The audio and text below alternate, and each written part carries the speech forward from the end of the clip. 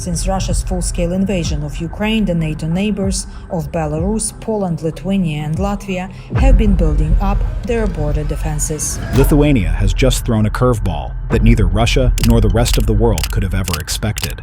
No, it's not an EU press release with empty promises or a missile strike. They couldn't possibly be that stupid. No, this is one small country taking a massive stand for its freedom. And in northeast Lithuania, American and Lithuanian troops train fewer than 10 miles from the Belarusian border, where hundreds of Dragon's Teeth are already glaring at the ready to stop Russian tanks. A geographical disadvantage. Lithuania, a small country of barely 3 million citizens, has just put itself on the center of Europe's security map. And how? Well, Lithuania has begun building a mammoth defensive belt, measuring around 48 kilometers in length against Russia and its ally Belarus. But why? Up until now, the Kremlin has not launched any attacks against Lithuania. So what has pushed the Lithuanian government to take such a drastic decision? To understand the motive behind this, we need to look at the map of Europe, particularly Eastern Europe. As you can see, Lithuania sits precariously on the northeastern edge of Europe and is nestled in possibly the most vulnerable corner of NATO. Just to its east is a 680-kilometer border with Belarus. Opposite that on the west is 274 kilometers pressing against the Russian exclave of Kaliningrad. And yes, Kaliningrad is an isolated western pocket of Russia, well removed from the rest of the country. But it isn't just some random outpost. This is Russia's crown jewel on the Baltic we're speaking of here. Somehow the Russians managed to cram a heavily militarized fortress between Lithuania and Poland and armed it to the teeth with hypersonic missiles that could hit half of Europe in minutes. But then, it gets even more worrying. Lithuania's capital, Vilnius, is just 34 kilometers from Belarusian territory.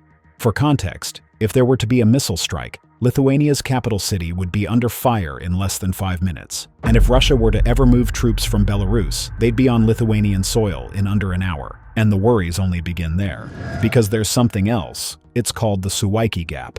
Now, if you looked at this map, you'd see that the gap is only around 60 kilometers long and is just a tiny stretch of land around the border of Poland and Lithuania that is straddled to the west by the Russians of Kaliningrad and to the east by Kremlin-friendly Belarus. Now, while this corridor does connect the Baltic nations, Lithuania, Latvia, and Estonia, to the rest of NATO, it's the alliance's weak spot. And here's why. It's the only land corridor that connects those states to NATO through Poland, so if it were to be cut off, the Baltics would lose all access to land supply or reinforcements in the case of a conflict. And that wouldn't take long at all.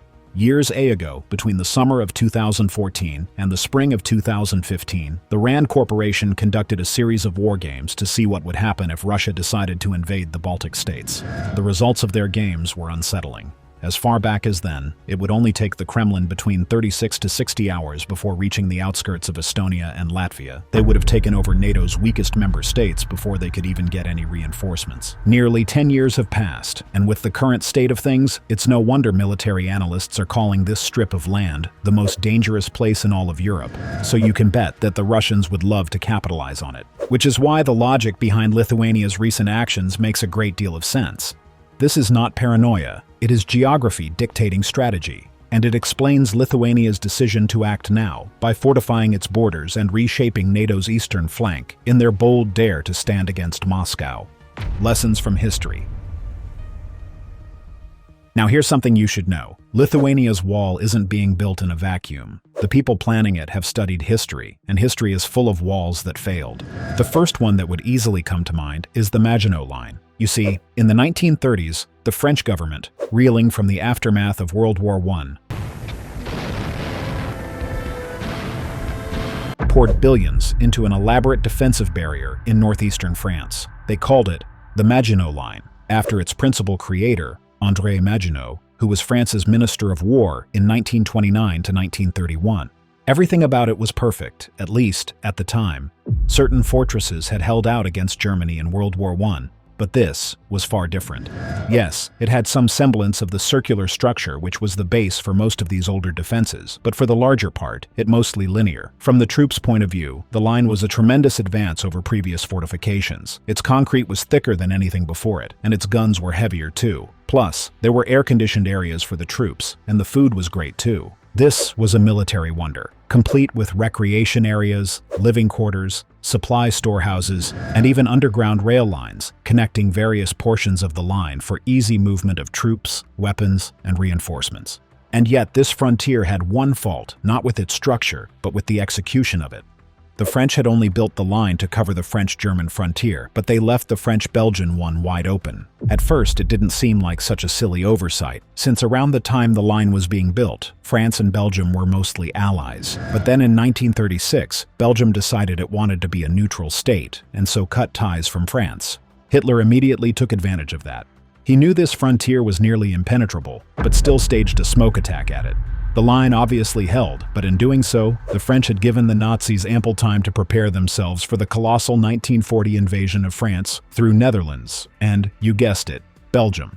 In May of 1940, the Germans outflanked the line, with their boldest line of attack running straight through the dense Ardennes forest in Belgium, which both the French and the other allies had dismissed as impassable due to the natural roadblocks there. They did hold the Germans off for a while, but not long enough. On May 10th, they invaded Belgium, took control, and marched straight through it. They went through the Somme River, and on May 12th, struck at the line's northern end in Sedan. They had used their tanks and planes to finish the hard part, and so just easily continued to the back of the line, making it useless. Just 6 weeks after Hitler began invading France, the country had surrendered. The Germans have reached Holland. Good Lord! How on earth did they manage to do that? I could have sworn that they would never break through the Maginot Line. Quite right, sir. They didn't. They went round the side. I see. They what? They went round the side.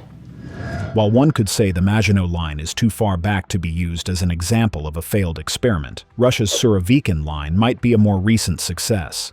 In 2022, the Russians built a 2,000-kilometer line of fortifications from their border with Belarus to the Dnipro Delta, with 1,000 kilometers inside Ukraine. Now, this line wasn't just concrete bunkers like the ones the French made. It wasn't sleek, wasn't pretty, and couldn't be compared to any modern cities like the Maginot. Just an extensive network of trenches dug with crossfire in mind, artillery positions, anti-personnel, and anti-vehicle mines that stretched for kilometers, razor wire, earthen berms, rows of dragon's teeth blocking armor, and anti-tank ditches deep enough to swallow 60-ton vehicles. It's clear the line was built to kill momentum, and it did just that. When the Kiev launched their offensive in 2023, they gave it their best, with Western Main battle tanks, Bradleys, and well-trained troops. But their advance was quickly slowed to a crawl. Every meter cost precious blood and machines. Armored columns got torn apart by mines, while engineering vehicles were destroyed before they could clear a path. And then infantry were forced to fight under constant fire. The result? What was supposed to be a rapid breakthrough turned into a grinding war of attrition. Months of fighting cost Ukraine thousands of lives and billions in equipment, and the line mostly held. So the precedents are clearly there for Lithuania to learn from. The lesson tells itself. Don't make a fancy, rigid wall that the enemy can simply bypass. But also, the importance of a layered, simple defense can really bleed enemy forces dry. And that's why Lithuanian strategists are talking about making an elastic defense. No, this isn't a single wall you'd be defending to the last brick, but rather a series of layers of traps, fortifications, and choke points designed to stall Russian armor and funnel it into kill zones. The goal isn't to win outright. The goal is to buy time, days or even weeks, until NATO reinforcements arrive. And Lithuania has another advantage that France never had in the 1930s, a population that has already decided it will resist. Polls show a majority of Lithuanians are prepared to fight if Russia invades. Civil defense training is growing. Volunteers are learning to use drones, set ambushes, and turn forests into battlefields. That means the wall isn't just concrete and steel. It's also the mindset of a country that has no illusions about what Russia would do if it broke through. The wall itself. But this Lithuanian defense, how exactly is it supposed to work? Well, the line stretches over 50 kilometers, covers almost the entire border with Belarus, and is some 45 kilometers deep. The idea behind it was to make an invisible wall that would cut across the territory in successive layers of resistance. Now, the whole structure is being split into 3 different levels. The first of them, measuring 5 kilometers, would be located behind the country's border control point and would consist of anti-tank ditches and obstacles, minefields, fortified points with trenches and secondary positions with trenches. The second tier, stretching another 15 kilometers, would include drainage ditches, engineer equipment parks, bridges prepared for demolition, and blocked bridgeheads. The ultimate echelon would have a similar layout, but with additional roadside trees ready to be cut down. From what we already know, felled trees can be useful to delay or restrict the movements of an adversary along roads, specifically in forested environments. Russian response. Now, of course, as expected, Russia hasn't taken any of this news lightly. This isn't just about barbed wire or bunkers. It's a direct challenge to the Kremlin's running narrative of dominance, and the Russians weren't having it. Within days of Lithuania announcing this line, Russia responded with Zapad 2025, its largest joint drill with Belarus in years. For 4 days, between September 12th and September 16th, cruise missiles launched over the Barents Sea. Air Force squadrons scrambled near NATO borders. Electronic warfare units tested their jammers. On paper, the Kremlin simply called this a defensive maneuver, but the message was clear. You build walls, we'll build battering rams. Belarus bragged of about 13,000 soldiers taking part in the exercise. But Lithuanian intelligence quickly noticed some full play. Not all the forces were where Minsk claimed they were. Under the radar, some battalions had been stationed deeper inside Belarus, roasted in and out, making it more difficult for NATO to track their true size. Because really, the danger isn't the headline numbers, it's the ambiguity. Why lie about the number of troops ready for action? Could it be that Belarus has foot soldiers ready to surge across the border in hours, and not even weeks, as we've always thought? And it's happened before. Back in 2022, Lithuania tried blocking sanctioned goods from reaching Kaliningrad. In line with EU sanctions, Lithuanian state railways refused to allow the rail transit of steel and iron ore through Lithuanian soil. Now, of course, the Kaliningrad was heavily dependent on the metal, coal, gas, and oil arriving on the 100 trains from mainland Russia, which were permitted to cross Lithuania under deals struck in 2004. So when the ban happened, Russia quickly reacted, threatening serious consequences that would impact the Lithuanian populace. And they weren't joking around. After the closure, Lithuania suffered paralyzing bomb threats, and even a cyber attack, which many analysts believe was the actions of Kaliningrad. Some even feared that the Suwalki Gap might get seized, and further escalate things into a full-blown conflict. Thankfully, that never happened. But fast forward to 2025, and you can tell Russia is doing the same thing again, with Zapad 2025. It's basically a strategy for intimidating the Lithuanian people. And the problems aren't just with Lithuania blocking road transport. The skies are affected as well. It's not paranoia, it's necessity. Of late, Russian drones have been buzzing Baltic skies with increasing frequency. Some crash, some vanish, but they all serve the same purpose: probing defenses, sowing fear, and forcing NATO to react. The 2 other Baltic states, too, have also reported similar incidents. The Estonian Minister for Foreign Affairs had this to say. On 19 September 2025, 3 armed Russian MiG-31 fighter jets deliberately entered Estonian airspace in violation of our territorial integrity. And as you'd expect, the Kremlin has vehemently denied any responsibility for this. But if you've been paying attention, you can clearly see their pattern. Push just enough till you normalize the abnormal. The second Iron Curtain. And this situation gets even more interesting. Because what Lithuania is building isn't just some lonely wall on its border. It's part of something far bigger. A regional mega-project that might as well end up being Europe's last line of defense. It's not just Lithuania digging trenches. It's the entire Baltics locking arms and turning their borders into what some analysts are already calling the Baltics' second coming of the Iron Curtain. Estonia is going all in. They're looking to expand a 100-kilometer defense zone along the eastern border, which would reach some 40 kilometers inland. Within that zone, Estonia aims to place up to 600 bunkers, or at least have materials staged nearby. The bunkers would be complete with minefields, tank obstacles, and reinforced firing positions. And of course, there is the 40 kilometers of anti-tank ditches set to be completed by 2027. These ditches are not standalone. They're expected to run inside a delay fence with dragon's teeth, barbed wire, and overlapping strongpoints with the aim of slowing down any ground attempts. The goal: when an invasion begins, defenders can delay armored units, channel them, and buy time for NATO reinforcement. And Estonia isn't just protecting its borders, its coastline is being hardened too. Because let's not forget, Russia isn't just going to attack by land alone. The Gulf of Finland is literally right there, and if Russian forces ever pushed through, Estonia wants them bleeding before they even touch the beaches. What's really impressive is the speed at which these plans are being carried out. They aren't distant schemes, they're being built now. Already, half-kilometer sections in villages like Vinsky have already been dug, and future strongpoints are being mapped and supplied. That tells anyone watching, Estonia doesn't believe deterrence alone will hold. Elsewhere, Latvia's approach is different, but no less brutal. They're building choke points, layers of anti-armor traps, hidden artillery positions, and natural barriers designed to bottle up advancing troops. Think about it. Russia's tanks might roll across flat fields in Ukraine, but in Latvia, every road could turn into a kill zone. Speaking of natural barriers, their master plan is actually pretty good. They're restoring marshes and wetlands in eastern peatlands to act as natural obstacles that'll slow down mechanized movement. The plan is pretty straightforward. The wetlands force tanks into narrow corridors, and there, their defenders can dominate. Again, at multiple points on its eastern borders, Latvia has already installed anti-mobility obstacles. Dragon's teeth, concrete blocks, HESCO barriers, and barbed wire. As we speak, more than 20 locations have been fortified. It's not just a symbolic action. These things have been precisely placed to channel or deter movements before they gain momentum. Also, Latvia has shifted its stance on landmines. Earlier this year, in April, the country's parliament voted to exit the Ottawa Convention. This treaty banned its members from using anti-personnel mines. Free from this bottleneck, Riga is now allowed much more flexibility in deploying defensive minefields if conflict escalation happens. It might be a legally subtle move, but it's a huge plus for them strategically. The message is clear. Riga wants more tools. But Latvia's defense plans go far beyond just terrain and barriers. Latvia is pushing on military modernization. It's acquiring HIMARS rocket systems, coastal defense missiles, air defense systems, and better mobility infrastructure. They are obviously very aware of the situation. Physical defenses without modern firepower will crack under heavy pressure. And their game plan is clear. Obstacles to slow you down, technology to finish you off. The problems with the wall.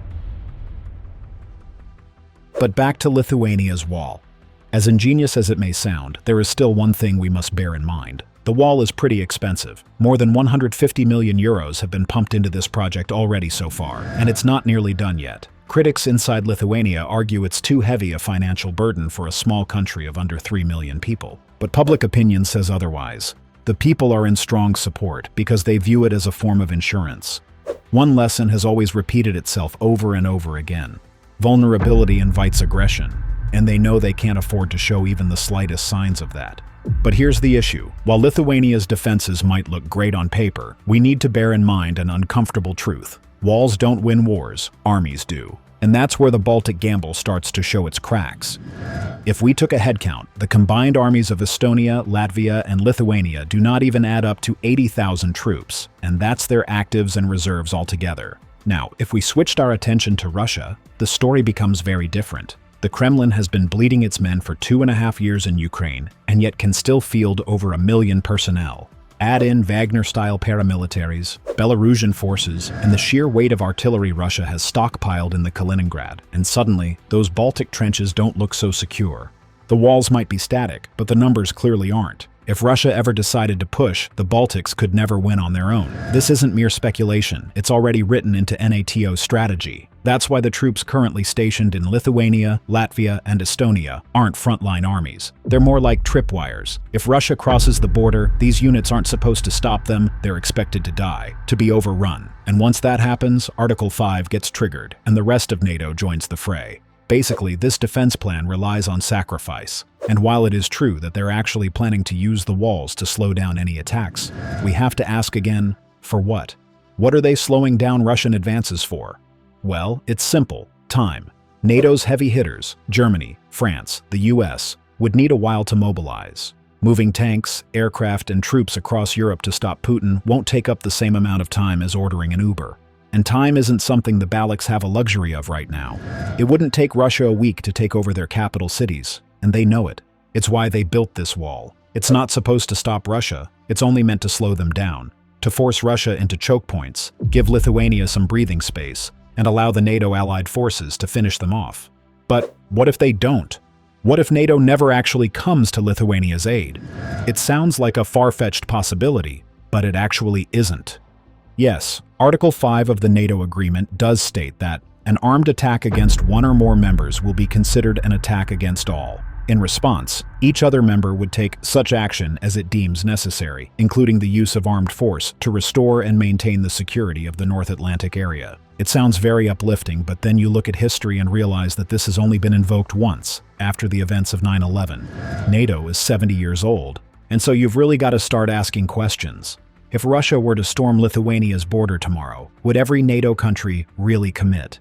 Would the US risk thousands of lives, and possibly a nuclear escalation, for a tiny strip of land thousands of miles away? Would Hungary's Viktor Orban, openly cozy with Moscow, even sign off? That's where Lithuania's wall becomes a gamble, not a guarantee. Because if NATO hesitates, even for a week, the wall collapses from symbol of strength to symbol of isolation. And what if they do come? Already, Germany has promised to permanently station 5,000 troops in Lithuania, but we'll have to wait until 2027 for that. Poland, too, is building its own Eastern Shield project, a $2.5 billion mega line of fortifications along its border with Belarus and Russia's Kaliningrad.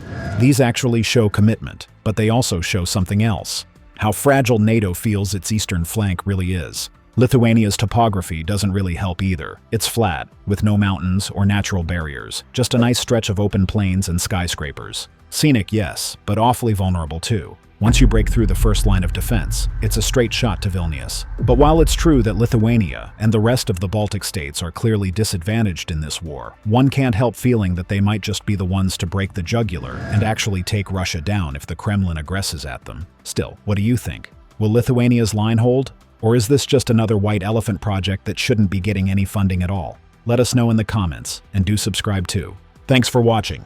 See you in the next one.